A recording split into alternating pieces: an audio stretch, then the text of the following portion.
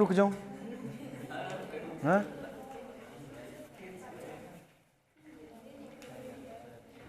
नमस्कार सभी को। आयनन ऊर्जा पढ़ ली थी हमने, पढ़ के आए हो आप? हाँ, पढ़ के आए हो? क्यों झूठ बोल रहे हो? झूठ बोल रहे हो? हाँ, झूठ बोल रहे हो। आयनन ऊर्जा क्या होती है? शाबाश शाबाश। आयनन ऊर्जा क्या होती है? हाँ, क्या होती है आयनन ऊर्जा? हंस के नहीं बताना है। संयोजी कोश से इलेक्ट्रॉन बाहर निकालने के लिए दी गई ऊर्जा क्या कहलाती है? आयनन ऊर्जा कहलाती है। कहलाती है?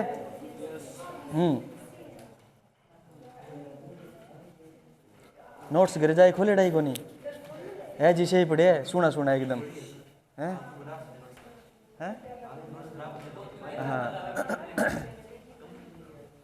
प्रवेश आयनन ऊर्जा, पहली आयनन ऊर्जा, दूसरी आयनन ऊर्जा और तीसरी आयनन ऊर्जा का बढ़ता हुआ क्रम लिखना है। बढ़ता हुआ क्रम, पहली दूसरी और तीसरी। तीसरी आयनन ऊर्जा हमेशा क्या होती है? सर्वाधिक होती है। एक आवर्त में बाएं से दाएं चलते हैं, आयनन ऊर्जा में क्या परिवर्तन आता है? आयनन ऊर्जा क्या होती है? बढ़ती है। आवर्त में सर्वाधिक आयनन ऊर्जा कौन से तत्वों की होती है? आवर्त में सर्वाधिक आयनन ऊर्जा कौन से तत्वों की होती है? हैलोजन की होती है? अक्रिय गैसों की होती है। किसकी होती है? अक्रिय गैसों की। कारण क्या है? कारण क्या है? कारण क्या है? हाँ है पूर्ण पूरित इलेक्ट्रॉनिक स्थायी विन्यास। समझ में आ गई बात? ठीक है। ऑक्सीजन और नाइट्रोजन, ऑक्सीजन और नाइट्रोजन में किसकी आयनन ऊर्जा ज्यादा है? हाँ बताओ बताओ बताओ, एक बार आंसर जोर से। किसकी ज्यादा है? क्यों ज्यादा है? हाँ शाबाश। हाँ तो क्यों ज्यादा है? इतना याद नहीं है। इलेक्ट्रॉनिक विन्यास पूर्ण पूरित होता है, अर्धपूरित होता है। कैसा होता है? अर्धपूरित होता है। सल्फर और पोटेशियम, सल्फर और पोटेशियम तो फॉस्फोरस। सल्फर और फॉस्फोरस में किसकी आयनन ऊर्जा ज्यादा है? फॉस्फोरस की। किसकी है? फॉस्फोरस की। क्लियर है बात? बेरिलियम और बोरोन में, बेरिलियम और बोरोन में किसकी ज्यादा है? बेरिलियम की ज्यादा है। और मैग्नीशियम और एल्यूमिनियम में किसकी ज्यादा है? मैग्नीशियम की ज्यादा है। किसकी ज्यादा है? मैग्नीशियम की ज्यादा है। आयनन ऊर्जा परमाणु को कौन से आयन में बदलता है? आयनन ऊर्जा परमाणु को कौन से आयन में बदलती है? हाँ, आयनन ऊर्जा परमाणु को कौन से आयन में बदलती है? धनायन या ऋणायन में? धनायन में बदलती है। किस में बदलती है? धनायन में बदलती है। आयनन ऊर्जा को प्रभावित करने वाले कारक कौन कौन से हैं? आयनन ऊर्जा को प्रभावित करने वाले कारक कौन कौन से हैं? नंबर 1 परमाणु आकार। परमाणु आकार बढ़ेगा तो आयनन ऊर्जा क्या हो जाएगी? कम हो जाएगी। वर्ग में ऊपर से नीचे आने पर आयनन ऊर्जा में क्या परिवर्तन आता है? वर्ग में ऊपर से नीचे आने पर आयनन ऊर्जा में क्या परिवर्तन आता है? आयनन ऊर्जा में क्या परिवर्तन आता है? कमी होती है। क्यों? क्योंकि परमाणु आकार क्या होता है? बढ़ता है। ठीक है। दूसरा प्रभावी नाभिकीय आवेश। दूसरा कौन सा? प्रभावी नाभिकीय आवेश बढ़ेगा तो आयनन ऊर्जा भी क्या होगी? बढ़ेगी। आयनन ऊर्जा भी क्या होगी? बढ़ेगी। आवर्त में बाएं से दाएं चलने पर प्रभावी नाभिकीय आवेश में क्या परिवर्तन आएगा? प्रभावी नाभिकीय आवेश बढ़ता है, इसलिए आयनन ऊर्जा भी क्या होती है? बढ़ती है। क्लियर है बात? ठीक है।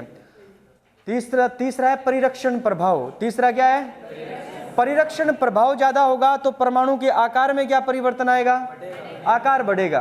परिरक्षण प्रभाव अगर ज्यादा होगा तो परमाणु का आकार क्या होता है? बढ़ता है। परमाणु का आकार बढ़ता है तो आयनन ऊर्जा क्या हो जाती है?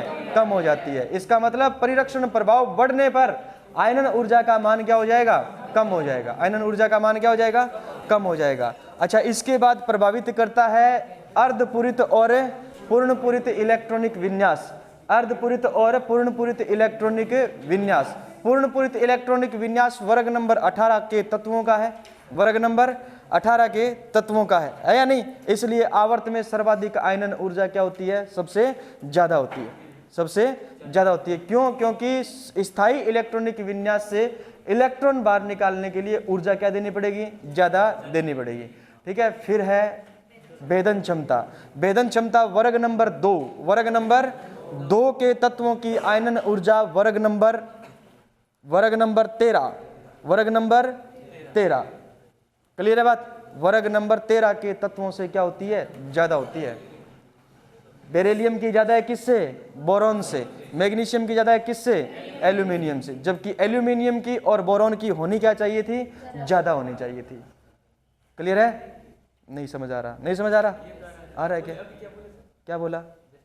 वर्ग नंबर 2 के तत्वों की आयनन ऊर्जा वर्ग नंबर 13 के तत्वों से ज्यादा होती है। बेरिलियम की ज्यादा होती है किससे? बोरॉन से। और मैग्नीशियम की ज्यादा होती है किससे? एल्यूमिनियम। क्या बोला? कुछ बोला था भाई मैंने? क्या बोला था? इतना याद नहीं। कोई प्यारा शब्द बोला है? घायल हो गए हैं? मैं बहुत कुछ बोलता हूँ, मैं एक शब्द में घायल कर दूं तुम्हें हैं? एल्यूमिनियम और मैग्नीशियम के बाद में क्या बोला था? कुछ नहीं बोला, कुछ नहीं बोला ना, नहीं बोला।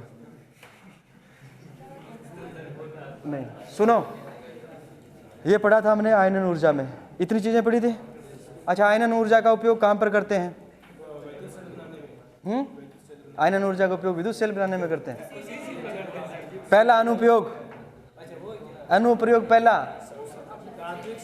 अपचायक क्षमता बता सकते हैं। कैसे बताएंगे? अपचायक का मतलब क्या होता है? इलेक्ट्रॉन त्यागना, इलेक्ट्रॉन त्यागना। जो जल्दी इलेक्ट्रॉन त्यागेगा उसकी आयनन ऊर्जा कम होती है, कम होती है ना। तो अपचायक सामर्थ्यता आयनन ऊर्जा की क्या होती है? व्युत्क्रमानुपाती होती है। पढ़ा था? ठीक है। आयनन ऊर्जा ज्यादा है, इसका मतलब इलेक्ट्रॉन आसानी से नहीं निकल रहा, और इलेक्ट्रॉन आसानी से नहीं निकल रहा, तो इसका मतलब वो अपचायक सामर्थ्यता उसकी क्या है? कम है। और आसानी से इलेक्ट्रॉन दे देगा, इसका मतलब अपचायक सामर्थ्यता क्या है? ज्यादा है। वर्ग में ऊपर से नीचे आने पर अपचायक सामर्थ्यता बढ़ती है। लिथियम की अपचायक सामर्थ्यता वर्ग में सर्वाधिक होती है अपवाद स्वरूप, क्योंकि जल योजन क्षमता ज्यादा है, जल योजन क्षमता ज्यादा है, इसलिए लिथियम का आयन स्थायी होता है, आसानी से इलेक्ट्रॉन त्याग देता है, आसानी से इलेक्ट्रॉन क्या होता है? त्याग देता है। ठीक है, चलो ज्यादा उपयोग कर जाने लाग जी थारे। इलेक्ट्रॉन लब्धि ऊर्जा, इलेक्ट्रॉन लब्धि ऊर्जा, ध्यान से समझना, प्रश्न आता है यहां से भी।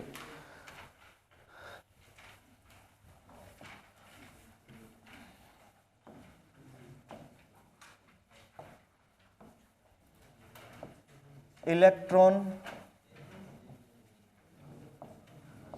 लब्धि ऊर्जा इंग्लिश में कहते हैं इलेक्ट्रॉन गेन एंथैल्पी, EGE।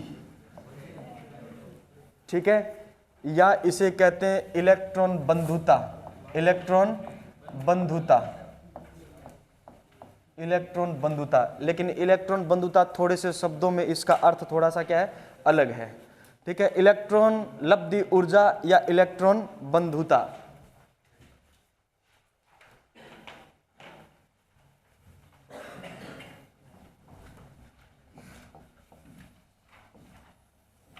ये कोई परमाणु है, और परमाणु है गैसीय परमाणु। कैसा परमाणु है? गैसीय परमाणु, अलग किया हुआ परमाणु है, इसलिए हमने बोल दिया इसको कौन सा परमाणु? विलगित परमाणु।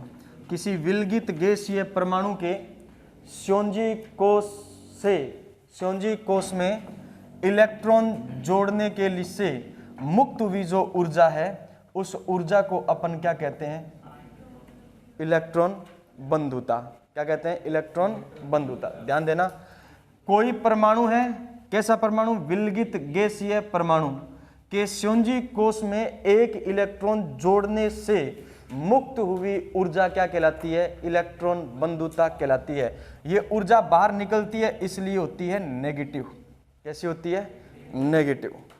समझ में आई बात? परमाणु की इलेक्ट्रॉन लब्धि ऊर्जा कैसी होती है? नेगेटिव यानी ऋणात्मक होती है। लब्धि मतलब जोड़ना, लब्धि मतलब जोड़ना। किसी विलगित गैसीय परमाणु के श्योंजी कोष में एक इलेक्ट्रॉन जोड़ने से मुक्त हुई ऊर्जा क्या कहलाती है? इलेक्ट्रॉन बंधुता कहलाती है। क्या कहलाती है? इलेक्ट्रॉन बंधुता नेगेटिव होती है लेकिन हमेशा नेगेटिव नहीं होती। प्रथम इलेक्ट्रॉन बंधुता या आप कह सकते हो इलेक्ट्रॉन गेन एंथैल्पी हमेशा ऋणात्मक होगी। प्रथम हमेशा ऋणात्मक होगी, दूसरी पॉजिटिव होती है, तीसरी फिर क्या होती है? पॉजिटिव होती है। ठीक है ना? पहली ऋणात्मक होगी, दूसरी पॉजिटिव होगी, तीसरी भी क्या होगी? पॉजिटिव होगी। आगे पीछे बिठा दो दोनों को। हाँ, फिर कहोगे सर डांट दिया, मेरी बेइज्जती कर दी।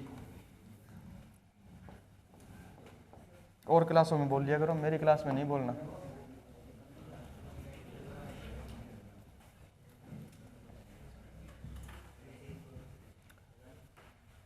देखो, किसी उदासीन विलगित गैसीय परमाणु के बाह्यतम कोष में एक इलेक्ट्रॉन जोड़ने पर मुक्त हुई ऊर्जा इलेक्ट्रॉन लब्धि ऊर्जा कहलाती है। ठीक है? यह ऊष्माक्षेपी होती है। ऊष्माक्षेपी इसलिए होती है क्योंकि हमने पढ़ा है कि इलेक्ट्रॉन को बाहर जोड़ते हैं, जोड़ने से मुक्त एनर्जी है वो बाहर निकलेगी, तो ये होगी नेगेटिव। क्या होगी ये? नेगेटिव। परमाणु के तंत्र से ऊर्जा बाहर निकलती है इसलिए बोला है हमने ऊष्माक्षेपी। जबकि आयनन ऊर्जा कैसा प्रक्रम था? शोषी प्रक्रम था। कैसा प्रक्रम था? शोषी प्रक्रम था। ठीक है ना?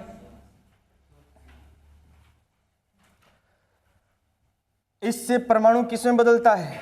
ऋणायन में बदलता है। किसमें बदलता है? क्योंकि इलेक्ट्रॉन जोड़ते हैं तो माइनस चार्ज क्या होता है? बढ़ता है। ठीक है? ऋणायन में बदलता है। देखो, m कोई परमाणु है जिसमें अपन इलेक्ट्रॉन क्या कर रहे हैं? जोड़ रहे हैं। इलेक्ट्रॉन जुड़ेगा तो m पर कौन सा चार्ज आएगा? कौन सा चार्ज आएगा? माइनस का चार्ज आएगा। पहली इलेक्ट्रॉन लब्धि ऊर्जा है EgE फर्स्ट, जो हमेशा क्या होगी? नेगेटिव। हमेशा प्रथम इलेक्ट्रॉन लब्धि ऊर्जा क्या होगी? नेगेटिव होगी। ये आयन था, इसके अंदर अपन दूसरा इलेक्ट्रॉन और जोड़ रहे हैं तो ये बदलेगा M-2 के अंदर, यानी परमाणु -2 आयन में बदल गया है। ये कहलाई इसकी दूसरी इलेक्ट्रॉन गेन एंथैल्पी। क्या कहलाई? Electron gain enthalpy. और ये अब की बार क्या होगी? पॉजिटिव होगी। ये अब की बार क्या होगी? पॉजिटिव होगी। मैं मारूंगा पीछे ही पीछे, ध्यान रखिए। दांत निकाले।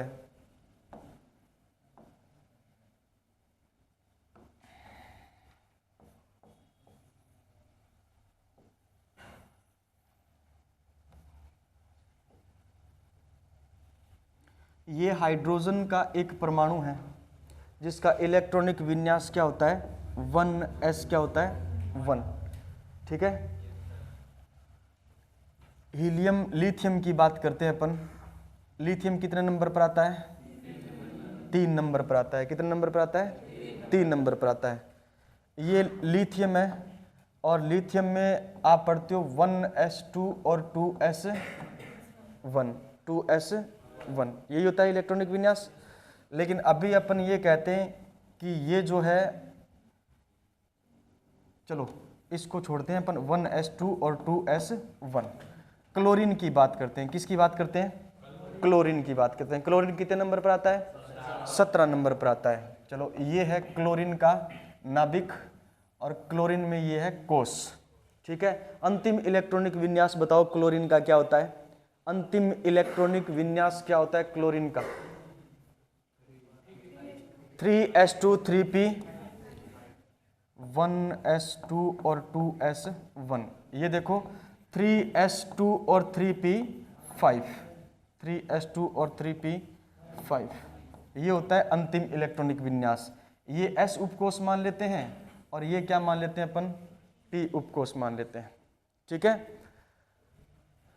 और देखो इधर तीसरा जो कोष है उसके अंदर टोटल इलेक्ट्रॉन बताओ कितने हैं? तीसरे कोष में यहाँ पर टोटल इलेक्ट्रॉन कितने हैं? 7 इलेक्ट्रॉन है। कितने इलेक्ट्रॉन है? 7 इलेक्ट्रॉन है। तो हमने कहा 1 2 3 4 5 6 और क्या है? 7 इलेक्ट्रॉन है। ये 7 इलेक्ट्रॉन भर दिए। अब देखो इसको अष्टक पूरा करना है तो अंतिम जो कोष है उसके अंदर 5 और 2 कितने इलेक्ट्रॉन है? 7। कितने इलेक्ट्रॉन है? 7। 8वां इलेक्ट्रॉन आसानी से ये क्या कर लेगा? ग्रहण कर लेगा। ये 8वां इलेक्ट्रॉन आ जाएगा तो इसको अपन कहेंगे कि ये इलेक्ट्रॉन जब आपने जोड़ा तो ये बनी आपकी इसकी EgE1। क्या बनी है? EgE1। पहला इलेक्ट्रॉन जोड़ने के बाद में जो ऊर्जा मुक्त हुई उसको हमने बोला EgE1। क्या बोला है? EgE1। क्लियर है? अब देखो इधर नाभिक में प्रोटॉन की संख्या कितनी है? 17 और बाहर इलेक्ट्रॉन कितने हो गए? एक ग्रहण कर लिया तो कितने हो गए? 18। 8 तो है ये तो संयोजी कोष में है। इससे पहले कितने इलेक्ट्रॉन और है? 10 इलेक्ट्रॉन और है। कितने इलेक्ट्रॉन है? 10 इलेक्ट्रॉन। 10 और 8 कितने हो गए? 18।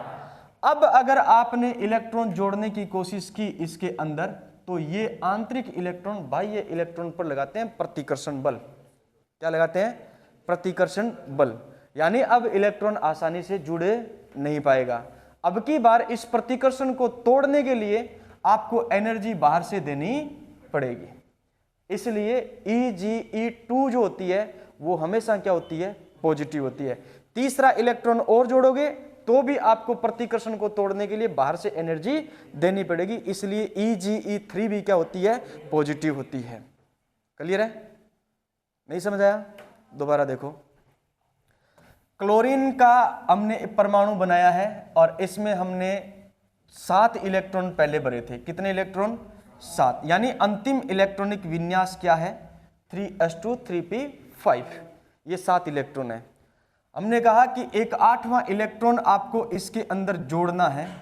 तो जोड़ते हैं तो ये इलेक्ट्रॉन जब यहां पर प्रवेश करेगा तो मुक्त एनर्जी बाहर निकलेगी। एनर्जी बाहर निकलेगी या नहीं निकलेगी? मुक्त ऊर्जा। इस ऊर्जा को हमने एक इलेक्ट्रॉन जोड़ा है तो बोला EgE1। क्या बोला? EgE1। क्लियर है बात? ये इलेक्ट्रॉन जुड़ जाएगा तो एनर्जी बाहर निकलेगी। EgE1 हमेशा क्या आएगी? नेगेटिव आएगी। ठीक है। अब इसके पास प्रोटॉन की संख्या 17 थी, इलेक्ट्रॉन 18 हो गए। कितने हो गए? 18 हो गए। ठीक है। यानी इसने अक्रिय गैस युग्म या एक अक्रिय गैस इलेक्ट्रॉनिक विन्यास क्या कर लिया? इसने ग्रहण कर लिया। 18 नंबर पर आता है आर्गन। 18 नंबर पर कौन आता है? आर्गन। और आर्गन क्या है? एक अक्रिय गैस है। ठीक है। अब ये क्लोरीन अक्रिय गैस बन चुकी है। क्लोरीन क्या बन चुकी है? अक्रिय गैस बन चुकी है। ठीक है। अगर आप इसमें दूसरा इलेक्ट्रॉन जोड़ रहे हो, दूसरा इलेक्ट्रॉन जोड़ रहे हो तो 19वां इलेक्ट्रॉन हो जाएगा। ये कौन सा इलेक्ट्रॉन हो जाएगा? 19वां इलेक्ट्रॉन हो जाएगा। जबकि प्रोटॉन कितने हैं? 17। 19 इलेक्ट्रॉन एक दूसरे को क्या करेंगे? प्रतिकर्षण ज्यादा लगाएंगे और नाभिक इलेक्ट्रॉन को आकर्षण कम कर पाएगा। इसलिए इलेक्ट्रॉन आसानी से जुड़ नहीं पाएगा। इस इलेक्ट्रॉन को इसके अंदर स्थापित करने के लिए अब की बार एनर्जी आपको बाहर से देनी पड़ेगी। इस इलेक्ट्रॉन को एनर्जी देकर के आप इस परमाणु में स्थापित कर सकते हो। इसलिए दूसरी EgE का मान वो होता है हमेशा क्या? पॉजिटिव। अब तीसरा इलेक्ट्रॉन और जोड़ोगे तो तीसरी EgE का मान भी क्या आ जाएगा? पॉजिटिव आ जाएगा। क्या आ जाएगा? पॉजिटिव आ जाएगा। ठीक है। क्लियर है? ऋणात्मक कौन सी होगी? ये वाली। धनात्मक दूसरी और तीसरी। क्लियर है? धनात्मक क्यों हुई? क्योंकि इलेक्ट्रॉन प्रतिकर्षण करते हैं तो एनर्जी परमाणु को बाहर से देनी पड़ती है। ठीक है। इसलिए इलेक्ट्रॉन उसके अंदर जाकर के जुड़ता है, अन्यथा नहीं जुड़ेगा।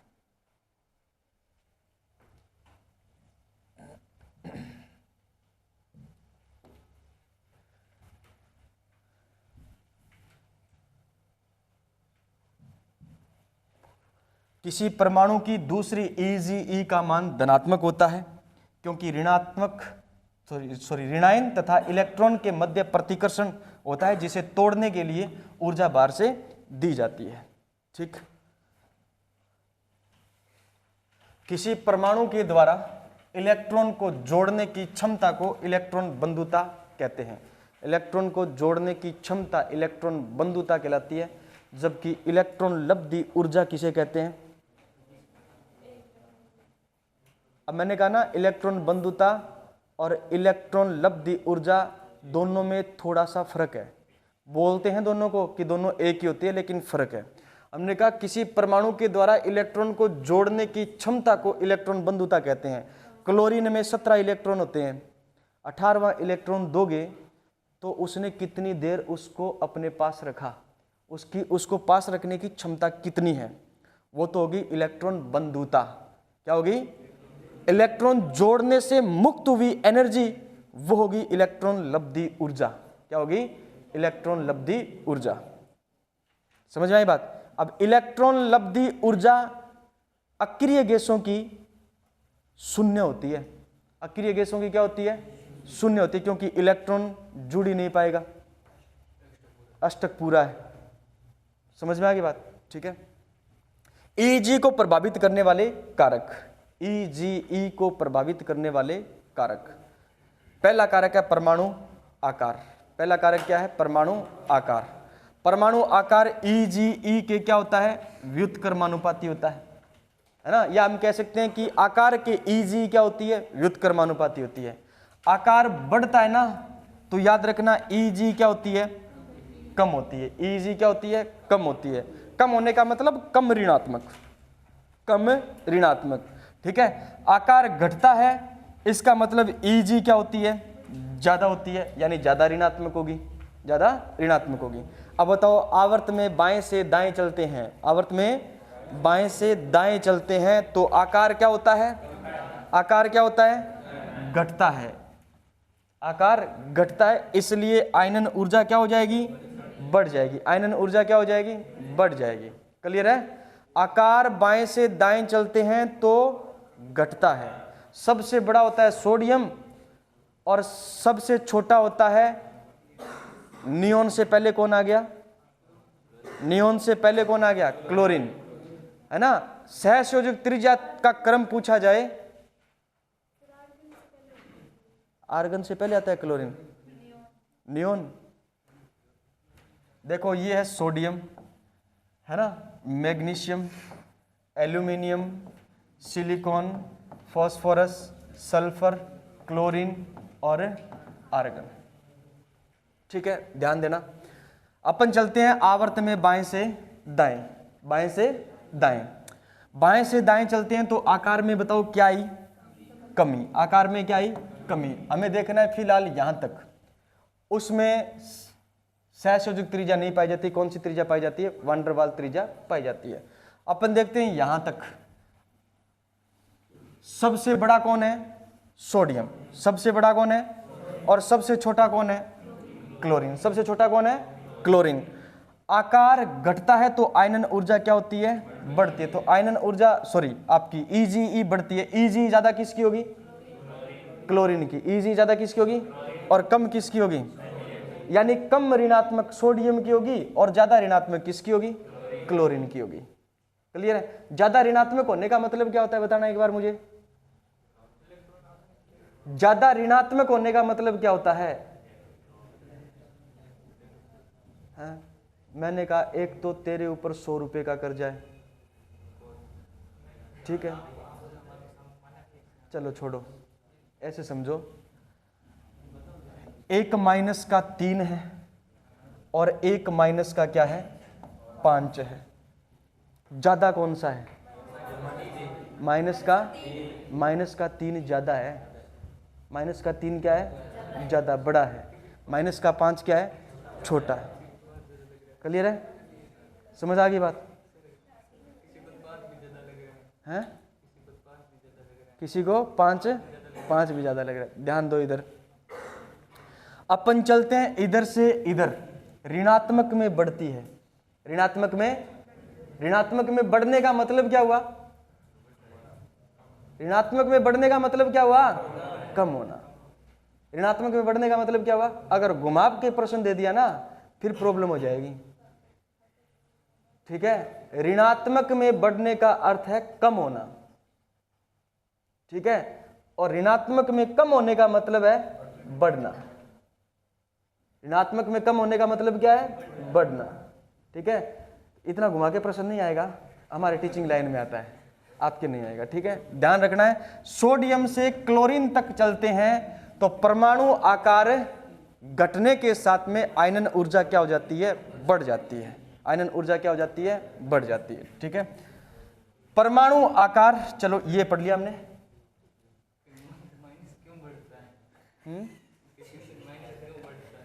मैंने कहा ना, आगे कुछ आगे बैठने वाले ये सोचते हैं कि हम होशियार हैं। ठीक है, प्रभावी नाभिकीय आवेश, प्रभावी नाभिकीय आवेश, प्रभावी नाभिकीय आवेश की बात करें तो प्रभावी नाभिकीय आवेश बढ़ने से EgE का मान भी क्या होता है? बढ़ता है। EgE का मान भी क्या होता है? बढ़ता है। ठीक है, जैसे परमाणु आकार और प्रभावी नाभिकीय आवेश का आप देखोगे संबंध तो कैसा है? परमाणु आकार और प्रभावी नाभिकीय आवेश का संबंध क्या है? व्युत्क्रमानुपाती। कैसा संबंध है? प्रभावी नाभिकीय आवेश और EgE का संबंध कैसा है? इसका मतलब अगर आप यहां पर कॉन्सेप्ट परमाणु आकार का भी लगा लो ना, तो इसके व्युत्क्रमानुपाती हो जाएगा। और वही संबंध किसका है? प्रभावी नाभिकीय आवेश का इसके साथ है। ठीक है, प्रभावी नाभिकीय आवेश बढ़ेगा तो EgE का मान भी क्या होगा? बढ़ेगा। बाएं से दाएं चलते हैं तो बताओ प्रभावी नाभिकीय आवेश बढ़ता है या घटता है? बढ़ता है, इसलिए परमाणु आकार घटता है। समझ में आ गई बात? परमाणु आकार घटता है तो EgE बढ़ती है, EgE बढ़ती है। प्रभावी नाभिकीय आवेश बढ़ता है तो EgE बढ़ती है, और प्रभावी नाभिकीय आवेश घटता है तो EgE घटती है। परिरक्षण प्रभाव, परिरक्षण प्रभाव अगर बढ़ेगा तो याद रखना EgE क्या हो जाएगी? कम हो जाएगी। इसका अर्थ ये हुआ कि परिरक्षण प्रभाव के बढ़ने से परमाणु आकार बढ़ता है। परिरक्षण प्रभाव के बढ़ने से परमाणु आकार बढ़ता है, फलस्वरूप EgE का मान क्या हो जाता है? कम हो जाता है। नहीं समझ आई मेरी बात? हाँ, क्या बढ़ रहा है और क्या घट रहा है? पूर्ण पूरित तथा अर्धपूरित इलेक्ट्रॉनिक स्थायी विन्यास, यानी जो आयनन ऊर्जा को प्रभावित कर रहे थे कारक, वो किसे प्रभावित कर रहे हैं? इलेक्ट्रॉन लब्धि ऊर्जा को प्रभावित कर रहे हैं। ठीक है, आवर्त में बाएं से दाएं जाने पर आकार घटता है, इसलिए EgE क्या होती है? बढ़ती है। वर्ग में ऊपर से नीचे जाने पर आकार बढ़ता है, इसलिए EgE क्या होती है? घटती है। आवर्त सारणी इसीलिए आपको दी गई है। ठीक है, जागे अग्रवती ना करियो चे, लेकिन वर्ग ऊपर नीचे और आवर्त बायों दायां थाने याद होना चाहिए। किंगो इलेक्ट्रॉनिक विन्यास अर्धपूरित है और किंगो इलेक्ट्रॉनिक विन्यास पूर्ण पूरित है। किंगी भेदन क्षमता ज्यादा है और किंगी भेदन क्षमता कम है। समझ आई बात? जब ये चीज़ें याद होगी, निस याद को नहीं वह, क्योंकि प्रश्न कठू बनेगा, अपवाद मुंह बनेगा।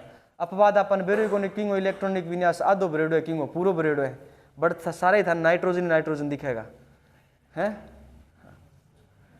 अक्रिय गैसों की EgE का मान धनात्मक होता है क्योंकि इनका पूर्ण पूरित स्थायी इलेक्ट्रॉनिक विन्यास होता है, लेकिन अक्रिय गैसों की इलेक्ट्रॉन बंधुता, इलेक्ट्रॉन जोड़ने की क्षमता क्या होती है? शून्य होती है। इलेक्ट्रॉन जुड़ता नहीं है। समझ में आएगी बात? और अगर आपको इलेक्ट्रॉन जोड़ना है तो एनर्जी बाहर से दी जाएगी, बाहर से दी जाएगी तो इलेक्ट्रॉन प्रारंभिक जो EgE है वो तो धनात्मक होगी, पहली की पहली। ठीक है, और इलेक्ट्रॉन जोड़ने की जो क्षमता होती है वो क्या होती है? शून्य होती है। ध्यान देना इधर, हमने जैसे मान लीजिए बात कर रहे हैं अपन आर्गन की, किसकी बात कर रहे हैं? आर्गन की बात कर रहे हैं। आर्गन का इलेक्ट्रॉनिक विन्यास होता है 3p6। क्या होता है? 3p6, और इससे पहले होता है 3s2, यानी तीसरा जो कोष होता है उसके अंदर कितने इलेक्ट्रॉन है? 8। कितने इलेक्ट्रॉन है? आर्गन का इलेक्ट्रॉनिक विन्यास 3s2 3p6, ये होता है पूर्ण पूरित। कैसा होता है? पूर्ण पूरित इलेक्ट्रॉनिक विन्यास होता है। अब पूर्ण पूरित इलेक्ट्रॉनिक विन्यास है, मैं ये कहूं आपको इसके अंदर एक इलेक्ट्रॉन जोड़ना है, इसके अंदर एक इलेक्ट्रॉन क्या करना है? जोड़ना है, तो जुड़ेगा तो नहीं जुड़ेगा।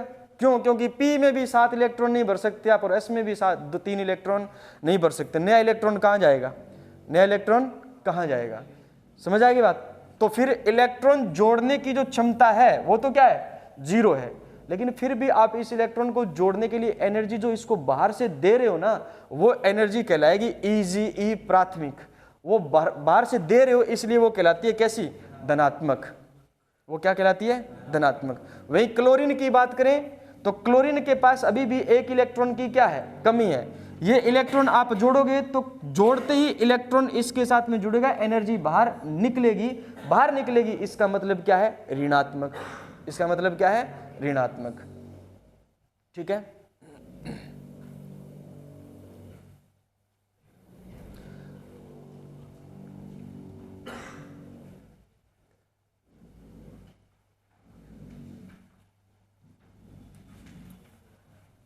एक है हमारे पास में नाइट्रोजन। ठीक है, नाइट्रोजन के आगे आता है ऑक्सीजन। ठीक है, फिर आता है इधर नाइट्रोजन के नीचे फॉस्फोरस, ऑक्सीजन के नीचे आता है सल्फर। सल्फर आता है। ठीक है, इधर बात करते हैं अपन वर्ग नंबर 2। कौन सा, वर्ग नंबर 2। वर्ग नंबर 2 में बेरिलियम और क्या आता है, मैग्नीशियम। ठीक है, बेरिलियम और मैग्नीशियम। और वर्ग नंबर 13, वर्ग नंबर 13 बोरॉन, बोरॉन और एल्यूमिनियम। ये आपके पास में कुछ तत्व है। आप आवर्त में बाएं से दाएं चलते हैं तो आकार क्या होता है, आकार घटता है। आकार क्या होता है, घटता है, घटता है आकार।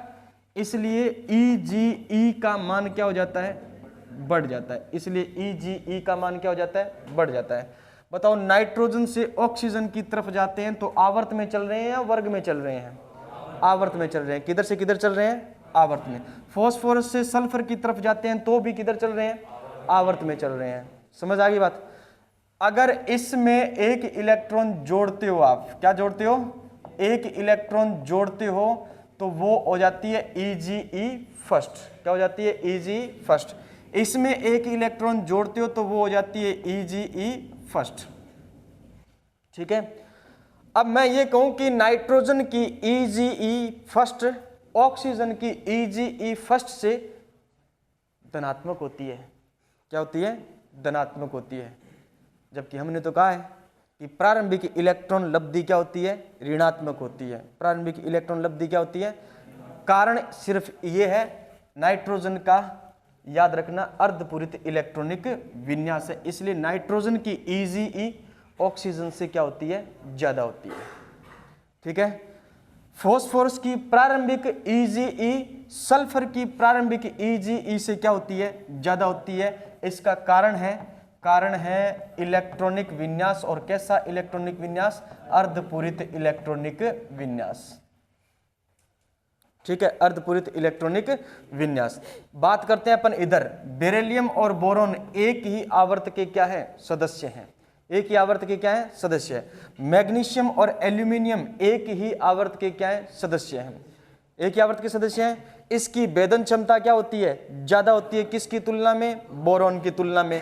मैग्नीशियम की भेदन क्षमता ज्यादा होती है, किसकी तुलना में, एल्यूमिनियम की तुलना में। तो प्रारंभिक जो इलेक्ट्रॉन लब्धि होती है वो बेरिलियम की बोरॉन से क्या होती है, ज्यादा होती है। और मैग्नीशियम की जो है वो एल्यूमिनियम से क्या होती है, ज्यादा होती है। ये अपवाद है, ये आयनन ऊर्जा में आपने पढ़ा था और ये इलेक्ट्रॉन लब्धि में भी आपने पढ़ा है, याद रखना है आपको। ठीक है।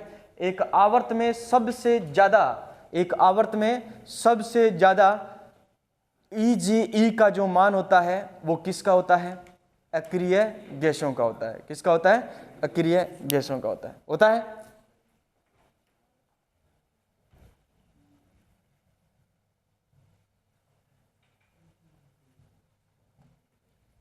नाइट्रोजन की प्रथम EGE का मान धनात्मक होता है क्योंकि इसका अर्धपूरित इलेक्ट्रॉनिक विन्यास होता है। क्षारीय मृदा धातु तत्व में प्रथम EGE का मान धनात्मक होता है, स्थायी NH2 इलेक्ट्रॉनिक विन्यास। हेलोजन में फ्लोरीन की EGE का मान क्लोरीन से क्या होता है, कम होता है। ये अच्छा प्रश्न है, बहुत अच्छा प्रश्न है, इस लाइन को इंपॉर्टेंट करना।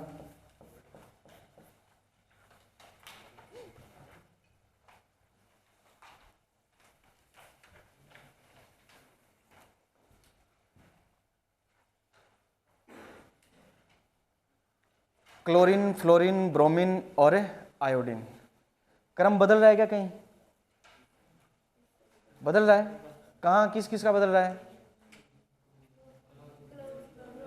क्लोरीन पहले आया ना, आना कौन चाहिए था? फ्लोरीन आना चाहिए था। क्लोरीन पहले आया, आना कौन चाहिए था? फ्लोरीन आना है।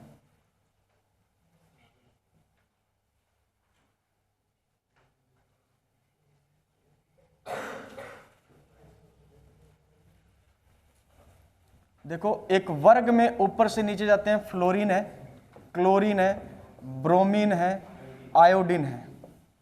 ये है वर्ग नंबर कौन सा? 17। वर्ग नंबर कौन सा है? 17, हेलोजन वर्ग है। ठीक है। अगर हम वर्ग में ऊपर से नीचे आएंगे तो आकार क्या होता है?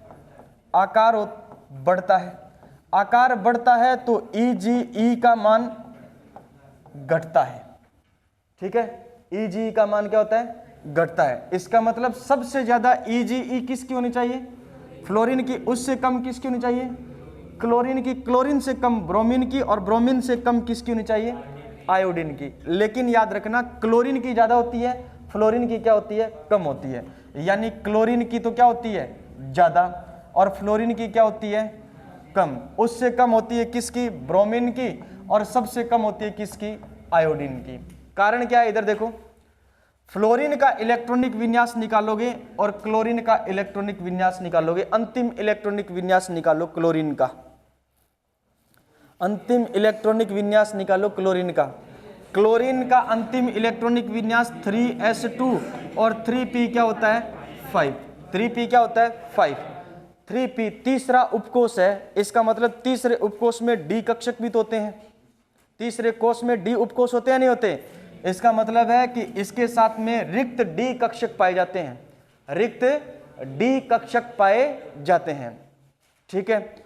यहां पर देखो आप 2s, 2s2 और 2p, 2p5, 2p5 इलेक्ट्रॉनिक विन्यास ही होगा 2s2 और 2p5। क्या 2 में डी कक्षक पाए जाते हैं?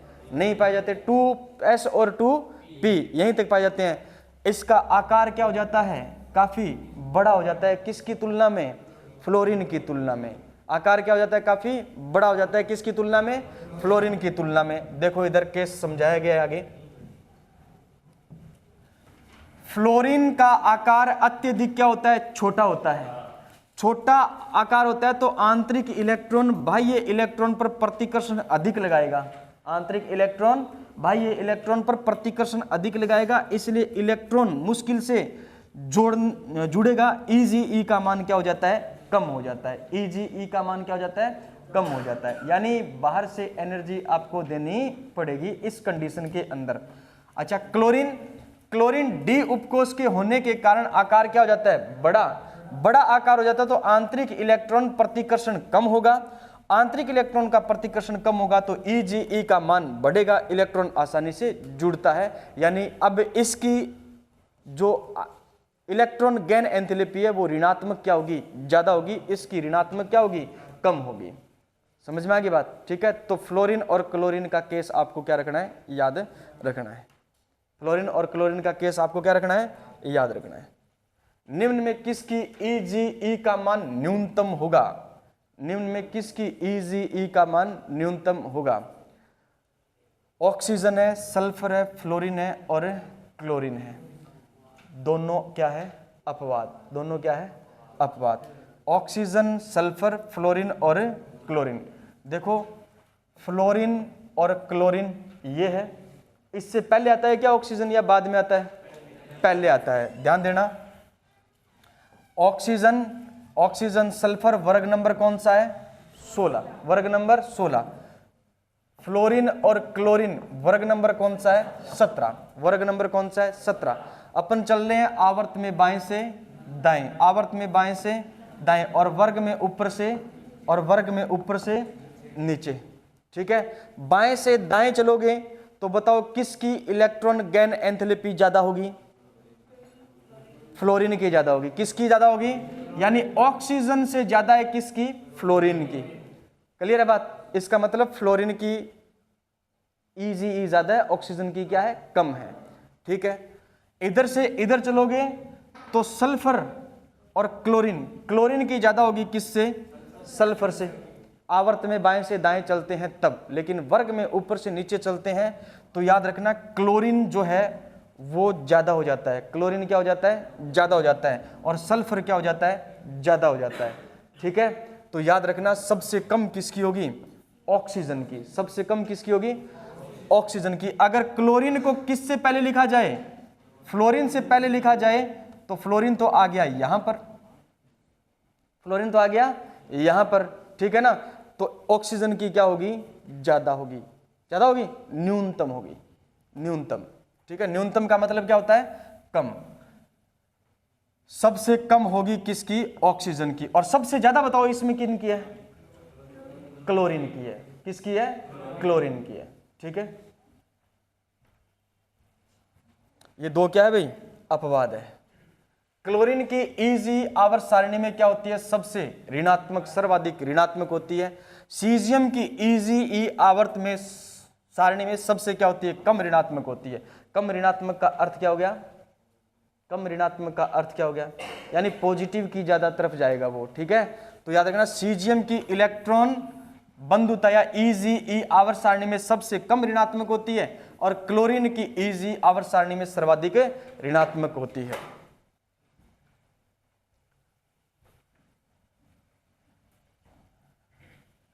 नोट लगाया हुआ है भाई, इसको स्टार कर लेना। लाइन देख करके पूछा जा सकता है, ऐसी लाइन मिलेगी आपको और आपको ऑप्शन पहचानना पड़ेगा।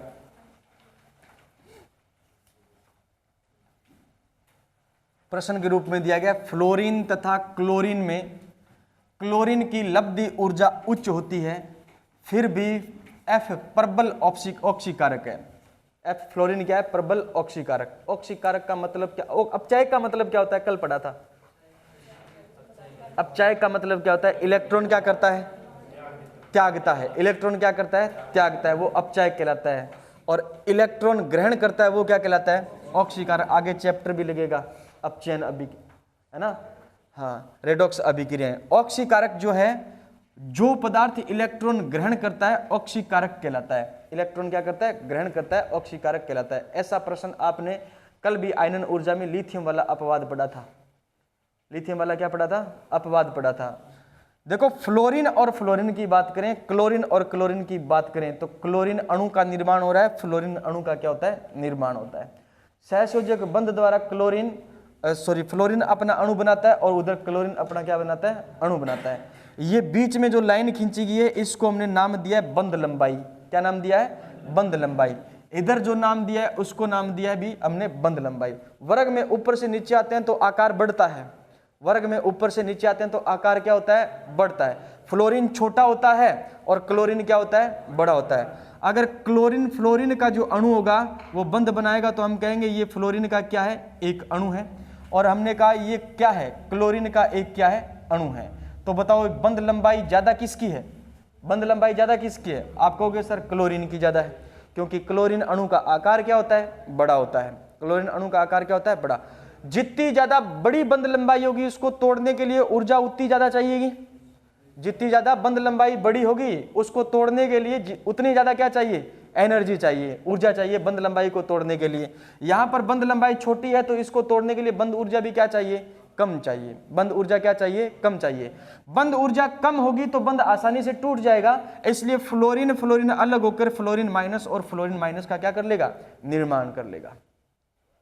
समझ में आई बात? अब फ्लोरीन माइनस जो है वो आसानी से इलेक्ट्रॉन क्या कर सकता है? ग्रहण कर सकता है। फ्लोरीन माइनस आसानी से इलेक्ट्रॉन क्या कर सकता है? ग्रहण कर सकता है। दोबारा से सुनना, फ्लोरीन का आकार क्या होता है? छोटा। छोटा आकार होगा तो याद रखना बंध लंबाई भी क्या होगी? कम। और बंध लंबाई कम होगी तो बंध को तोड़ने के लिए ऊर्जा भी क्या चाहिए? कम चाहिए। बंध आसानी से टूटेगा तो याद रखना फ्लोरीन माइनस का निर्माण आसानी से होगा, और फ्लोरीन माइनस आसानी से निर्मित होगा तो इलेक्ट्रॉन आसानी से क्या कर लेगा? ये ग्रहण कर लेगा। इसलिए प्रबल ऑक्सीकारक है फ्लोरीन। प्रबल ऑक्सीकारक है फ्लोरीन। ठीक है। क्लोरीन और क्लोरीन, क्लोरीन का आकार क्या होता है? बड़ा। आकार बड़ा होता है तो सीधी सी बात है नाभिकों के बीच की दूरी यानी बंध लंबाई भी क्या होगी? बड़ी होगी, ज्यादा होगी। उस बंध लंबाई को तोड़ने के लिए ऊर्जा ज्यादा चाहिए। ऊर्जा इतनी अवेलेबल होती नहीं, इसलिए क्लोरीन माइनस आसानी से नहीं बनता, क्लोरीन माइनस आसानी से नहीं बनता। इसलिए क्लोरीन कम क्या है, ऑक्सीकारक है, दुर्बल ऑक्सीकारक है, जबकि फ्लोरीन क्या है, प्रबल ऑक्सीकारक है। ठीक है, प्रश्न आएगा ऐसे कि बताओ फ्लोरीन तथा क्लोरीन में क्लोरीन की लब्धि ऊर्जा उच्च होती है, फिर भी फ्लोरीन प्रबल ऑक्सीकारक होता है। कारण ऑप्शन में ऑप्शन नंबर ए दिया होगा, क्लोरीन की बंध लंबाई ज्यादा होती है, फ्लोरीन की बंध लंबाई ज्यादा होती है। ठीक है, फ्लोरीन की बंध लंबाई कम होती है। ठीक है, ये बताया जाएगा। तो फ्लोरीन की बंध लंबाई क्या होती है, कम, इसलिए बंध ऊर्जा भी क्या लगेगी, कम, इसलिए फ्लोरीन माइनस का निर्माण आसानी से होगा और इलेक्ट्रॉन आसानी से जुड़ जाएगा। हैलोजन में बंध ऊर्जा का क्रम, बंध ऊर्जा ज्यादा चाहिए इसको, क्योंकि आकार क्या है, बड़ा है। फिर है ब्रोमीन, फिर है फ्लोरीन, फिर है आयोडीन। ठीक है, याद रखना क्लोरीन की बंध ऊर्जा, ये अपवाद है, क्लोरीन की बंध ऊर्जा क्या होती है, सर्वाधिक होती है। चलो ये तो मैंने बता दिया। फ्लोरीन के साथ में इलेक्ट्रॉन जुड़ेगा तो F माइनस चार्ज आएगा, क्लोरीन के साथ में इलेक्ट्रॉन जुड़ेगा तो Cl माइनस चार्ज आएगा।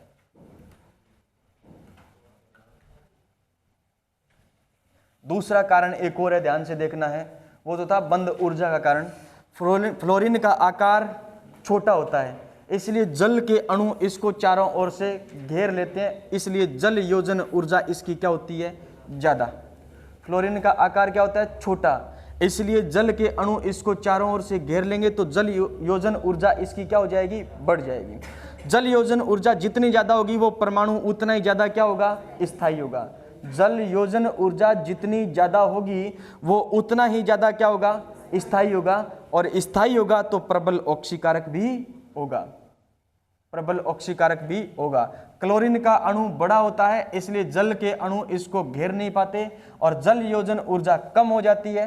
कम जल योजन ऊर्जा होगी तो स्थायित्व भी क्या होगा, कम होगा, स्थायित्व भी क्या होगा, कम होगा। विद्युत ऋणता आपने पढ़ा है, EGE, क्या पढ़ी है, EG। अब पढ़ेंगे अपन विद्युत ऋणता। विद्युत ऋणता में कहीं कोई अपवाद नहीं है। ठीक है, कहीं कोई अपवाद नहीं है, इसलिए विद्युत ऋणता में प्रश्न भी कम आता है।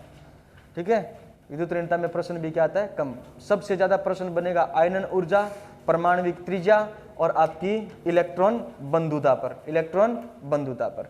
ठीक है, AB कोई आपके पास में एक अणु है, AB आपके पास में क्या है, एक अणु है, A और B, इनके बीच में एक सहसंयोजक बंध है, इलेक्ट्रॉन की साझेदारी से बना है। इस बंध में 2 इलेक्ट्रॉन होते हैं। कितने इलेक्ट्रॉन होते हैं, 2 इलेक्ट्रॉन।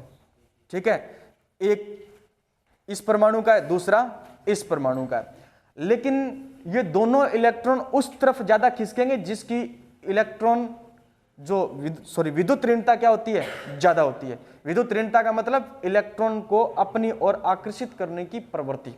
सहसंयोजक बंध में उपस्थित इलेक्ट्रॉन को अपनी ओर आकर्षित करने की प्रवृत्ति को क्या कहते हैं अपन, इलेक्ट्रॉन विद्युत ऋणता कहते हैं। क्या कहते हैं, विद्युत ऋणता।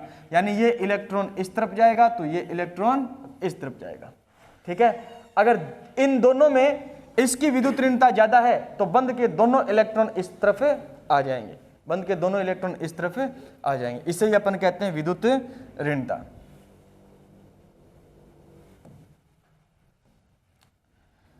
सहसंयोजक बंध में उपस्थित बंध के इलेक्ट्रॉन को अपनी ओर आकर्षित करने की क्षमता को विद्युत ऋणता कहते हैं, विद्युत ऋणता कहते हैं।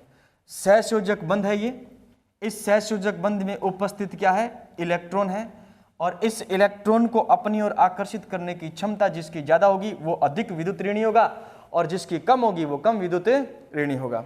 यह केवल बंधित परमाणुओं का गुण है, एकल परमाणु में यह नहीं पाया जाता। बंधित परमाणु मतलब आपस में जुड़े हुए परमाणु, ठीक है, जिनके बीच में बॉन्डिंग होती है।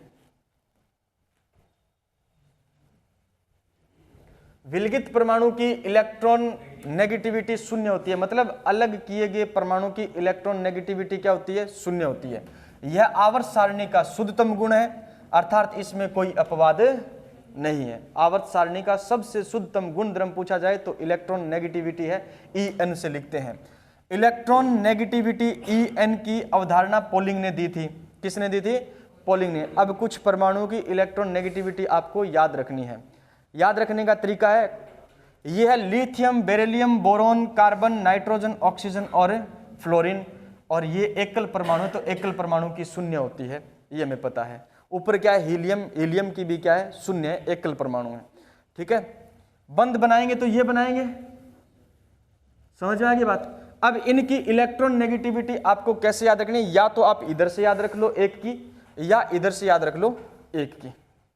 अगर आप इधर से एक की याद रख रहे हो, मतलब फ्लोरीन की कितनी होती है? 4, 0.5 कम करो 3.5, 0.5 कम करो 3, फिर 0.5 करो 2.5, फिर 0.5 कम करो कितनी? 2, फिर 0.5 कम करो 1.5, फिर 0.5 कम करो 1।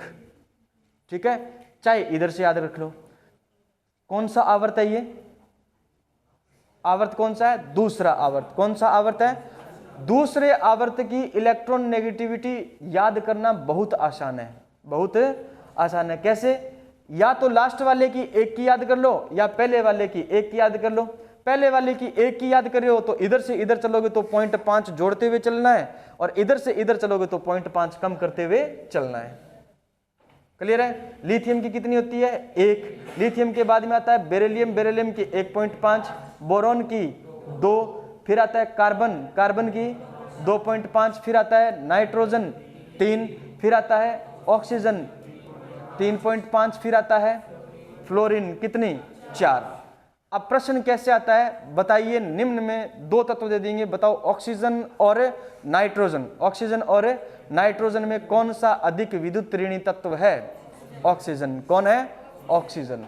ठीक है, प्रश्न बनेगा तो इस प्रकार से प्रश्न बनेगा, बताओ लिथियम और बोरोन में सबसे अधिक विद्युत ऋणी तत्व कौन सा है? बोरोन। कौन सा है? बोरोन। क्लियर है? अब देखो क्लोरीन, क्लोरीन की विद्युत ऋणता कितनी होती है? 3। कितनी होती है? 3 होती है। तो बताओ 3 और किसकी होती है? बताओ क्लोरीन और नाइट्रोजन दोनों विद्युत ऋणी तत्व विद्युत ऋणता में क्या है? बराबर। विद्युत ऋणता में क्या है? बराबर। ठीक है, क्लोरीन और नाइट्रोजन की विद्युत ऋणता लगभग समान होती है।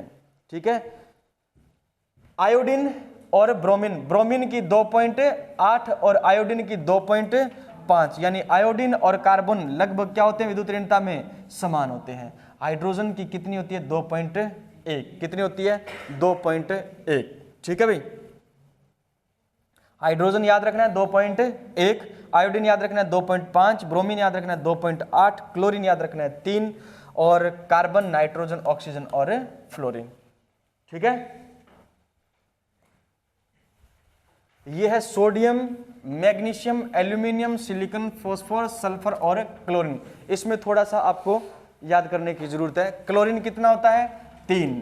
अच्छा, सल्फर कितना होता है? 2.5, फॉस्फोरस कितना होता है? 2.1, सिलिकॉन होता है 1.8, एल्यूमिनियम 1.5, मैग्नीशियम 1.2 और 0.9 होता है सोडियम। 0.9 होता है सोडियम।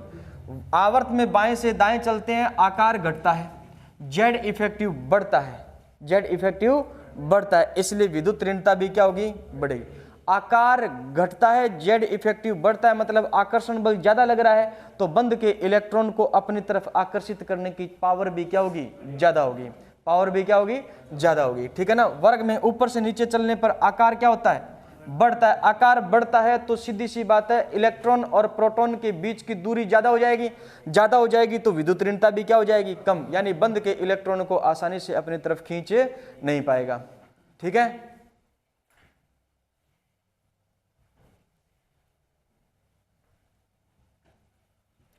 आकार घटने के साथ विद्युत ऋणता बढ़ती है, आकार बढ़ने के साथ विद्युत ऋणता घटती है। अक्रिय गैसों में बंध का निर्माण नहीं करती, अतः इनकी विद्युत ऋणता क्या होती है? शून्य होती है। विद्युत ऋणता क्या होती है? शून्य होती है। ठीक है, विद्युत ऋणता में बहुत कम चांस है प्रश्न बनेगा। प्रश्न बनने वाले थे स्टार्टिंग वाले, एक तो परमाणु आकार, जिसमें आयनिक आकार सबसे क्या है? इंपॉर्टेंट है। सम इलेक्ट्रॉनिक स्पीसीज में आकार का क्रम आपसे पूछा जा सकता है, और आयनन ऊर्जा और इलेक्ट्रॉन बंधुता। आयनन ऊर्जा सबसे ज्यादा पूछे जाने वाला प्रश्न है। ठीक है, एक बात और याद रखना, जिस दिन ये चैप्टर कंप्लीट होगा उस दिन आवर्तिता के आपको कम से कम 150 प्रश्न मिलेंगे। कितने प्रश्न? 150 प्रश्न मिलेंगे। लेवल थोड़ा सा टफ भी हो सकता है, आपके लेवल का भी हो सकता है, मीडियम लेवल भी हो सकता है। ठीक है, वो प्रश्न लास्ट तक जिस दिन आप एग्जाम दे के नहीं आओ ना, उस दिन आपको हर एक को बार बार उसको याद करना है, बार बार बार बार। ठीक है, इसी प्रकार एस ब्लॉक अपन पढ़ेंगे, S1 और S2, उनमें कम से कम आपको 100 से 150 प्रश्न दूंगा, मैं सीट दूंगा। वो भी आपको कन्फर्म, जब जिस दिन तक आपका एग्जाम नहीं हो जाए उस दिन तक आप उनको एक एक को पढ़ करके जाओगे। ठीक है, आवर्त सारणी के प्रश्न देना मेरी आपको जिम्मेदारी है। मैं आपको आवर्त सारणी के भरपूर प्रश्न दूंगा, रिहर्सल आपको करनी है, प्रैक्टिस आपको करनी है। ठीक है, हो सकता है जिस दिन एग्जाम में बैठो तो उन्हीं में से कोई आपको प्रश्न भी मिल जाए। इंपॉर्टेंट प्रश्न है सारे। ठीक है, सेकंड ग्रेड में भी आए हुए हैं, आपके एग्जाम में भी आए हुए हैं। ठीक है, फर्स्ट ग्रेड में भी आए हुए हैं, प्लस किसी कोचिंग के नोट्स से भी लिए गए हैं। ठीक है, NCERT से भी लिए गए हैं। ठीक है, वो प्रश्न आपको सारे मिलेंगे। विद्युत ऋणता धनायन पर आवेश एस ब्लॉक आवर्तिता के तो शायद हो गए होंगे, कम टाइप भी हो गए, बस आप मिलने बाकी है, लोगो लगाना बाकी है उन पर। ठीक है, विद्युत ऋणता धनायन पर आवेश की क्या होती है? समानुपाती। विद्युत ऋणता धनायन के क्या होती है? समानुपाती। यानी जितना बड़ा चार्ज होगा, +3 है और ये क्या है? +2। अब बताओ छोटा कौन सा है इनमें से? इन दोनों में छोटा कौन सा है? +2 छोटा है, हैं? +2 छोटा है, पक्की बात है? हैं? सोमू 100 बड़ा छोटा है, +2। रामकिशन नाम है क्या? क्या नाम है आपका? रामकिशन। कौन सा छोटा है?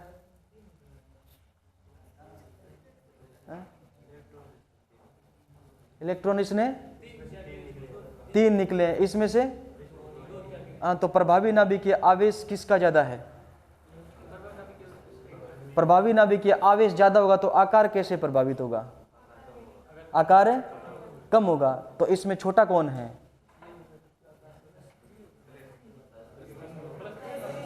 अब कैसे +3 बता रहे हो? हैं? हैं? +3 क्या होगा? छोटा होगा, और +2 क्या होगा? बड़ा होगा।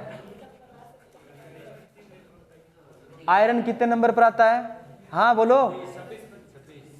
क्या कह रहे था? बोल दे। 2 नामों यहाँ तो फिर 2 नामों एक मेरे के नहीं हो रहे हो।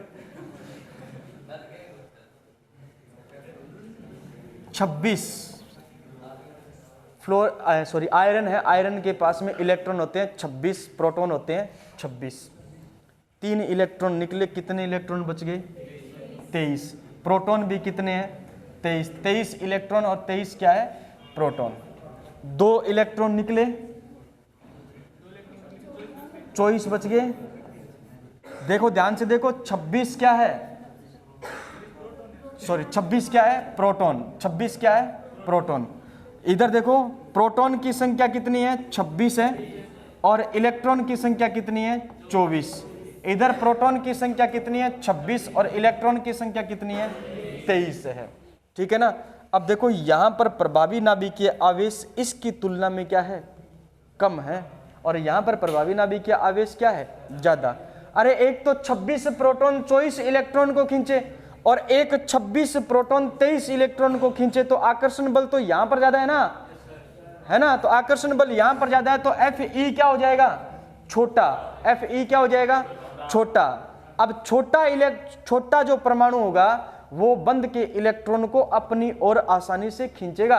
आसानी से खींचेगा तो अधिक क्या होगा? विद्युत ऋणी होगा, और ये क्या होगा? कम विद्युत ऋणी होगा। ठीक है, समझ आया?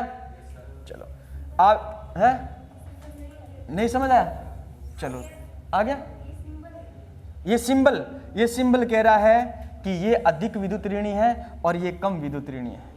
ये सिंबल हमें ये कह रहा है +2 कि ये बड़ा आकार होगा और ये क्या होगा? छोटा आकार होगा। ये आकार में है। ठीक है। आवेश बढ़ने पर आकार घटता है तो इलेक्ट्रॉन नेगेटिविटी क्या होती है? बढ़ती है। विद्युत ऋणता प्रतिशत एस लक्षण के समानुपाती होती है। संकरण पढ़ेंगे तब प्रतिशत एस लक्षण भी हम बताएंगे आपको। अगला चैप्टर आएगा बॉन्डिंग वाला, ठीक है। CH3 और CH3 इसको क्या कहते हैं? मेथेन। इसको क्या कहते हैं? और इसको क्या कहते हैं? एथाइन। पढ़ाए होते एसिड, हाँ मैं समझ गया, ठीक है। इसमें कौन सा संकरण होता है? sp संकरण होता है। इसमें कौन सा संकरण होता है? अच्छा, इसमें कौन सा संकरण होता है? यानी एकल बंध में कौन सा संकरण पाया जाएगा? जहां पर डबल बॉन्ड होता है वहां पर कौन सा, और ट्रिपल बॉन्ड होता है वहां पर ट्रिपल बॉन्ड होता है। इसका मतलब sp संकरण, तो एक s और एक p मतलब 50% s लक्षण और 50% p लक्षण। यहां पर 33% क्या है? s लक्षण, और यहां पर 25% क्या है? s लक्षण। 25% क्या है? s लक्षण। जहां पर हमने लिखा है कि विद्युत ऋणता s प्रतिशत लक्षण के समानुपाती होती है। समानुपाती का मतलब जहां पर s प्रतिशत लक्षण ज्यादा होंगे उसकी विद्युत ऋणता भी क्या होगी? ज्यादा होगी। तो s प्रतिशत लक्षण ज्यादा किसके हैं? एथाइन के या एसिटिलीन के, ठीक है ना। तो याद रखना है ये अधिक क्या होगा? विद्युत ऋणी, और ये क्या होगा? कम विद्युत ऋणी, और ये सबसे कम विद्युत ऋणी। प्रश्न आ जाए, बताओ एथेन, एथीन और एथाइन में विद्युत ऋणता सर्वाधिक किसकी है? एथाइन की विद्युत ऋणता सर्वाधिक होती है। एथाइन की विद्युत ऋणता सर्वाधिक होती है। विद्युत ऋणता का अंतर, विद्युत ऋणता अंतर को पोलिंग स्केल से मापा जाता है। किस स्केल से मापा जाता है? पोलिंग स्केल से मापा जाता है। मुलिकन स्केल है ये, और इसको लिखते हैं अपन विद्युत ऋणता का अंतर। विद्युत ऋणता जो होता है वो बराबर होती है अंतर 0.208 रूट डेल्टा अनुनादी ऊर्जा। छोड़ो, आप तो सिर्फ ये याद रखो, हमें पूछा जा सकता है विद्युत ऋणता ज्ञात करने की पोलिंग स्केल पूछा जा सकता है। एक्स पोलिंग बराबर एक्स मूलिकन बटा कितना होता है? 2.8। एक्स पोलिंग बराबर एक्स मूलिकन बटा कितना होता है? 2.8। ये एक्स पोलिंग ये आयनन ऊर्जा है, और ये क्या है? इलेक्ट्रॉन नेगेटिविटी है। 2.8 इंटू क्या है? 2। और एक्स पोलिंग स्केल जो बना वो हमारे पास में बना है ई, IE प्लस IgE अपॉन 5.6, ठीक है। यानी अगर आपको एक परमाणु की आयनन ऊर्जा दे और एक परमाणु की क्या दे आपको? EgE दे, तो आपसे पूछा जाए इसकी विद्युत ऋणता निकालो आप पोलिंग स्केल के अनुसार, ठीक है। तो फिर आपको उनके योगफल में 5.6 का क्या देना है? भाग देना है। आपके पास में उसकी एक्स पोलिंग स्केल के अनुसार विद्युत ऋणता आ जाएगी, ठीक है। अलग से दिया है मैंने, है नहीं वैसे आपके, ठीक।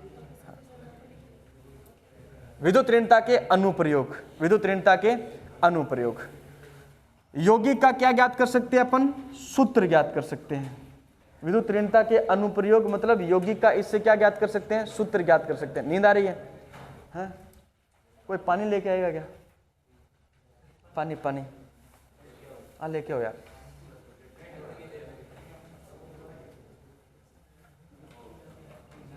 यौगिक का सूत्र लिखने में देखो, जिस सूत्र की इलेक्ट्रॉन नेगेटिविटी कम होती है उसे पहले लिखना है, जिस तत्व की इलेक्ट्रॉन नेगेटिविटी ज्यादा होती है उसे क्या लिखना है? बाद में लिखना है। जैसे NaCl लिखा है ना।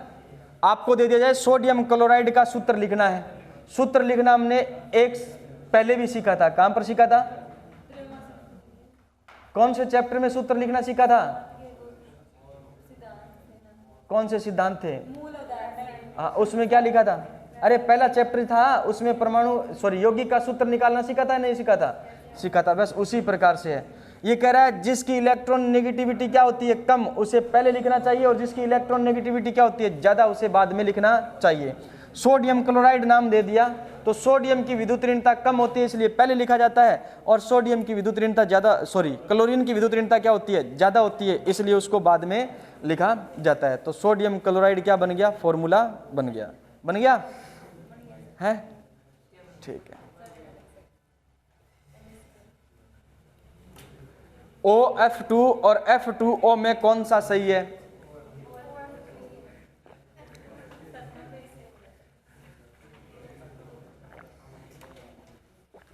OF2 और F2O में कौन सा सही है? देखो विद्युत ऋणता निकालो जो अभी आपने पढ़ी थी, जो बना के पढ़ी ना अभी, अपने नाम लिख करके नीचे अंकों में विद्युत ऋणता 100 की थी, वो निकालो आप। एक तो क्या है? OF2, इसको लिखने का तरीका कैसे है, OF2 और F2O। बताओ फ्लोरीन की विद्युत ऋणता कितनी है, फ्लोरीन की विद्युत ऋणता कितनी है, 4 है। और ऑक्सीजन की विद्युत ऋणता कितनी है, 3 पॉइंट कितनी है, 5। तो कम विद्युत ऋण तत्व तो पहले आएगा और ज्यादा विद्युत ऋण तत्व तो बाद में लिखा जाएगा। इसलिए क्या लिखा हमने, OF2 लिखा है, F2O नहीं लिखा। समझ में आ गई बात, ठीक है। OCl2 व Cl2O में कौन सा सही है, तो हम कहेंगे Cl2 सही है। यानी ऑक्सीजन की विद्युत ऋणता 2.5 होती है, कितनी होती है, 3.5 होती है। और क्लोरीन की कितनी होती है, कितनी होती है, 3। तो क्या लिखा, Cl2O सही है? प्रचलित रूप यही है, और जो प्रचलित रूप में लिखा जाने लग गया वो हमेशा के लिए क्या हो गया, सही हो गया। ठीक है। हेलोजन अम्लों की बंध सामर्थ्यता क्या कर सकते हैं अपन, ज्ञात कर सकते हैं, किससे, इलेक्ट्रॉन नेगेटिविटी से। बंध सामर्थ्य है वो इलेक्ट्रॉन नेगेटिविटी यानी विद्युत ऋणता अंतर के क्या होती है, समानुपाती होती है। विद्युत ऋणता अंतर के क्या होती है, समानुपाती होती है। बहुत अच्छा प्रश्न है ये, ठीक है। अगर आप हेलोजन में ऊपर से नीचे आते हैं तो फ्लोरीन की विद्युत ऋणता क्या होती है, फ्लोरीन की विद्युत ऋणता ज्यादा होती है, कितनी, 4। कितनी होती है, 4। और बताओ हाइड्रोजन की विद्युत ऋणता कितनी होती है, कितनी होती है, 2.1। कितनी होती है, 2.1। ठीक है। बताओ हाइड्रोजन की 2.1 और क्लोरीन की कितनी होती है, 3 होती है पूरी। ठीक है ना। हाइड्रोजन की होती है 2.1 और ब्रोमीन की कितनी होती है, 2.8। 2.8 हाइड्रोजन होता है कितना, 2.1 और आयोडीन की होती है कितनी बताओ, 2.5। 2.5। अब हमें ये कह रहा है कि बंध सामर्थ्यता विद्युत ऋणता के अंतर के समानुपाती होती है। तो विद्युत ऋणता का अंतर सर्वाधिक कहां पर प्राप्त हो रहा है आपको, यहां पर प्राप्त हो रहा है। जितना ज्यादा विद्युत ऋणता का अंतर होगा वो उतना ही ज्यादा क्या होगी, उसकी बंध सामर्थ्यता होगी। मतलब बॉन्ड उतना ही ज्यादा मजबूती से बनेगा। उसको तोड़ने के लिए ऊर्जा क्या चाहिए आपको, ज्यादा चाहिए। इसलिए HF ज्यादा मजबूत है किसकी तुलना में, HI की तुलना में। HF ज्यादा मजबूत है किसकी तुलना में, HI की तुलना में। क्यों, क्योंकि सर इसके बंध के और इसके बंध के बीच का जो विद्युत ऋणता का अंतर है वो यहां पर आपको ज्यादा प्राप्त हो रहा है और यहां पर क्या प्राप्त हो रहा है, कम प्राप्त हो रहा है। इसलिए यहां पर बंध सामर्थ्यता क्या होगी, ज्यादा होगी। और ये क्रम एग्जाम में पूछा जाता है कि बताओ हेलोजनों के अंदर बंध सामर्थ्यता का क्रम निम्न में से कौन सा सही होगा। ठीक है, याद रखना।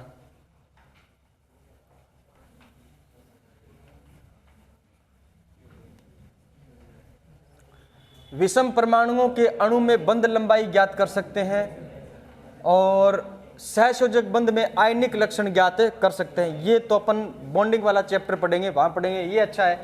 ऑक्साइड व हाइड्रोक्साइड की प्रकृति अपन इलेक्ट्रॉन नेगेटिविटी से बता सकते हैं। नींद आ रही है क्या, इलेक्ट्रॉन नेगेटिविटी से बता सकते हैं। देखो आवर्त में बाएं से दाएं चलते हैं, आवर्त में बाएं से दाएं चलते हैं तो इलेक्ट्रॉन नेगेटिविटी क्या होती है, बढ़ती है, बढ़ती है। हाँ, ऑक्साइड की अम्लीय सामर्थ्यता क्या होगी, बढ़ेगी। यानी इधर से इधर चलेंगे तो जो पी ब्लॉक के ऑक्साइड है ना वो कौन सी प्रकृति के होंगे, अम्लीय प्रकृति के होंगे। ठीक है, कौन सी प्रकृति के होंगे। और ऑक्साइड की क्षारीय सामर्थ्यता क्या होती है, घटती है। इसका मतलब पहले और दूसरे वर्ग के जो भी ऑक्साइड बनेंगे वो क्षारीय प्रकृति के बनेंगे। ठीक है, क्षारीय प्रकृति इधर ज्यादा होगी और इधर क्या होगी, अम्लीय प्रकृति ज्यादा होगी। ठीक है, याद रखना पहले और दूसरे वर्ग के ऑक्साइड कैसी प्रकृति के होते हैं, क्षारीय। एस ब्लॉक अलग से पढ़ेंगे, वहां पर आएगा ये। ठीक है, वहां उस टाइम पूछूंगा मैं, देख लेना। पी ब्लॉक पढ़ेंगे तो ऑक्साइड अम्लीय प्रकृति के आएंगे, पी ब्लॉक में पढ़ेंगे। ठीक है, इलेक्ट्रॉन नेगेटिविटी घटती है वर्ग में ऊपर से नीचे आते हैं तब। ठीक है, ऑक्साइड की अम्लीय सामर्थ्यता घटती है और ऑक्साइड की क्षारीय सामर्थ्यता बढ़ती है। वर्ग में ऊपर से नीचे आते हैं तो ऑक्साइड की अम्लीय सामर्थ्यता घटती है और ऑक्साइड की क्षारीय प्रकृति क्या होती है, बढ़ती है। क्षारीय सामर्थ्यता क्या होती है, बढ़ती है। अब मैं आपसे पूछूं वर्ग में ऊपर से नीचे आ रहे हो तो ऑक्साइड की अम्लीय सामर्थ्यता घटती है। तो बताओ पी ब्लॉक के अंदर, किसके अंदर, पी ब्लॉक के अंदर BF बोरोन का एक क्या है आपके पास में, चलो ऐसे मान लेते हैं HF। अच्छा ऑक्साइड है तो ऑक्साइड मानते हैं अपन कार्बन मोनोऑक्साइड या कार्बन डाइऑक्साइड। क्या मानते हैं? Carbon dioxide. ठीक है, कार्बन डाइऑक्साइड। कार्बन के बाद में नीचे कौन आता है? सिलिकॉन। सिलिकॉन आता है कार्बन के नीचे, काशी गए जर्मेनियम, सिलिकॉन के नीचे जर्मेनियम। ठीक है, ये कार्बन है और ये आपका GeO2 है, GeO2 है। सिलिकॉन नहीं कह रहा मैं जर्मेनियम ऑक्साइड कह रहा हूं, और कार्बन डाइऑक्साइड और जर्मेनियम डाइऑक्साइड। बताओ दोनों में ज्यादा अम्लीय कौन होगा? ऑक्साइड की अम्लीय सामर्थ्यता नीचे आने पर घटती है, ऑक्साइड की अम्लीय सामर्थ्यता नीचे आने पर घटती है। इसका मतलब अधिक अम्लीय प्रकृति की कार्बन डाइऑक्साइड होगी, अधिक अम्लीय प्रकृति की कार्बन डाइऑक्साइड होगी, और कम अम्लीय प्रकृति का होगा जर्मेनियम डाइऑक्साइड। क्लियर है बात? ठीक है, ऑक्साइड की क्षारीय सामर्थ्यता बढ़ती है किधर? वर्ग में ऊपर से नीचे आते हैं तब ऑक्साइड की क्षारीय सामर्थ्यता बढ़ती है, किधर से किधर जाने पर? वर्ग में ऊपर से नीचे आने पर। एक तो आपके पास में है बेरिलियम ऑक्साइड। क्या है? Beryllium oxide. ठीक है, और एक आपके पास में है मैग्नीशियम ऑक्साइड। क्या है? Magnesium oxide. इन दोनों में ज्यादा क्षारीय कौन होगा? Magnesium oxide. कौन सा होगा? Magnesium oxide. ठीक है, ये कब बता पाओगे आप? जब आपको फॉर्मूला याद होगा तब बता पाओगे। ठीक है, आपसे पूछा जाए मैग्नीशियम का ऑक्साइड और बेरिलियम का ऑक्साइड, ठीक है, दोनों में अम्लीय कौन होगा, क्षारीय कौन होगा? क्षारीय पूछा जाएगा, अम्लीय तो नहीं पूछा जाएगा। अम्लीय तो किधर पूछा जाएगा? इधर पूछा जाएगा, पी ब्लॉक के अंदर। ठीक है, तो इधर क्षारीयता याद रखना है और इधर अम्लीयता याद रखनी है। Na2O सोडियम ऑक्साइड और क्लोरीन का क्या है? ऑक्साइड है। क्लोरीन का ऑक्साइड है और सोडियम का ऑक्साइड है। किधर से किधर चल रहे हैं? आवर्त में बाएं से किधर चल रहे हैं? दाएं चल रहे हैं। आवर्त में बाएं से दाएं चल रहे हैं। तो ये तो कैसा है? क्षारीय, और वो कैसा है? अम्लीय। ये क्षारीय है और वो कैसा है? अम्लीय। जल में डालने पर क्या बनेगा? क्षार बनेगा। जल में डालने पर क्या बना देगा? क्षार, NaOH बना देगा। क्या बना देगा? NaOH। और वो क्या बनाएगा? H+ जल के अंदर डालोगे ना तो H+ के रूप में वो आयन प्रदान करेगा, तो वो बन जाएगा क्या? अम्ल। क्या बन जाएगा? अम्ल बन जाएगा। ठीक है, अम्लीय ऑक्साइड, अम्लीय ऑक्साइड पी ब्लॉक में आएगा, बहुत इंपॉर्टेंट है, याद रखना। आपको 4 ऑक्साइड दिए हुए मिलेंगे। क्या दिए हुए मिलेंगे आपको? 4 ऑक्साइड। आपको पहचानना पड़ेगा कौन सा अम्लीय है, कौन सा अम्लीय है। इसीलिए मैं कहता हूं पुराने प्रश्न है आपके पास में, पुराने पेपर हैं, उन पेपर के अंदर देखो आपके पास कौन कौन से प्रश्न आ रहे हैं। ठीक है, मैंने कहा 4 आपको क्या मिलेंगे? ऑक्साइड, और आपको पहचानना पड़ेगा कौन सा अम्लीय होगा। जब आपको ये नेचर याद होगा तभी बता पाओगे आपकी कौन सा अम्लीय होगा और कौन सा क्षारीय होगा, कौन सा उभयधर्मी होगा। ठीक है, nitrogen pentoxide, carbon dioxide, dichlorine oxide, और ये है फॉस्फोरस पेंटाऑक्साइड। ठीक है, याद रखना ये पी ब्लॉक के सारे ऑक्साइड है। किसके ऑक्साइड है? पी ब्लॉक के।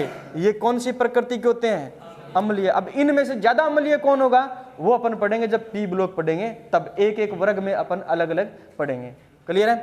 क्षारीय ऑक्साइड, एस ब्लॉक के तत्व क्षारीय ऑक्साइड बनाते हैं, जैसे Na2O sodium oxide, potassium oxide, magnesium oxide और कैल्शियम ऑक्साइड। ये कैसी प्रकृति के हैं? ये क्षारीय प्रकृति के हैं। कैसी प्रकृति के हैं? ये क्षारीय प्रकृति के हैं।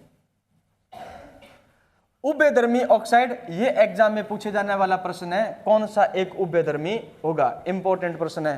ठीक है, उभयधर्मी मतलब, उभयधर्मी का अर्थ होता है कि अम्ल व क्षार दोनों के साथ क्या करते हैं? ये अभिक्रिया करते हैं। अम्ल और क्षार दोनों के साथ में क्या करते हैं?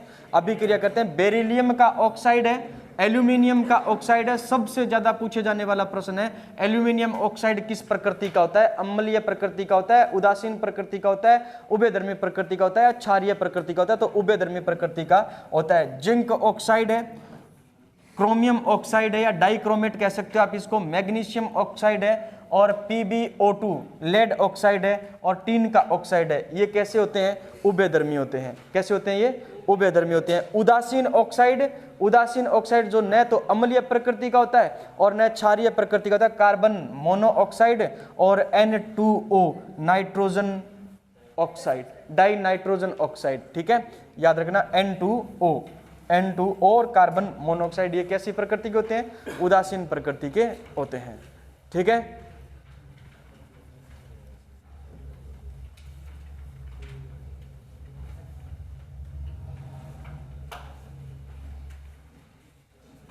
चलो संयोजकता कल पढ़ेंगे।